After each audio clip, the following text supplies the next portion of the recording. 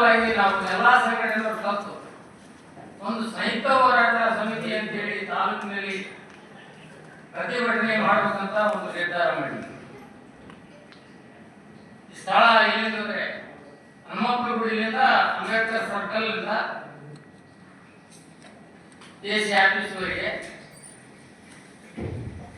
ಏನ್ ವಿಷಯ ಅಂದ್ರೆ ಇವತ್ತಿನ ದಿನದಲ್ಲಿ ಬರಗಾಲ ಅಂತ ಘೋಷಣೆ ಮಾಡಬೇಕು.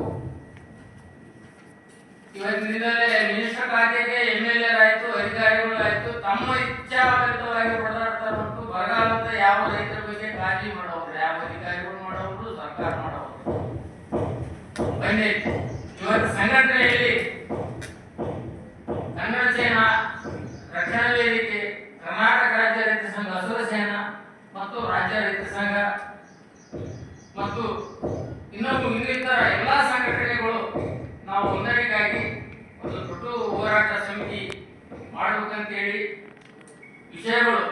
ಈ ಫಸಲ ಬಿಮಾ ಯೋಜನೆ ತುಂಬತಕ್ಕಂತ ರೈತರು ಇವತ್ತು ಮನೆ 31ನೇ ತಾರೀಕು ಸರ್ಕಾರ ಹೆಚ್ಚಿನ ರೀತಿ ಇನ್ನೊಂದು 10 ದಿನ ರೈತರಿಗೆ ಹೆಚ್ಚಿನ ಕಾಲಾವಧಿ ಕೊಡಬೇಕಂತ ಹೇಳಿ ಕೇಳ್ತೀವಿ.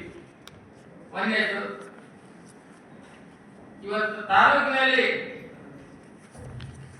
ಕಳಪೆ ಗೊಬ್ಬರ, ಬೀಜ ಗೊಬ್ಬರ, ರೈತರಿಗೆ ಗೊಬ್ಬರ ತಗೋಬೇಕಾದ್ರ ಬಾಯಿ ಒಂದಂತ ರೇಟ್ ಹೇಳ್ತಾರೆ. ಒಂದು 1350 ರೂಪಾಯಿ DAP ತಗೋಬೇಕಾದ್ರೆ ಒಂದಂಗೆ 2000 ಕೊಡ್ತಾರ, ಒಂದಂಗೆ 16 ಕೊಡ್ತಾರ.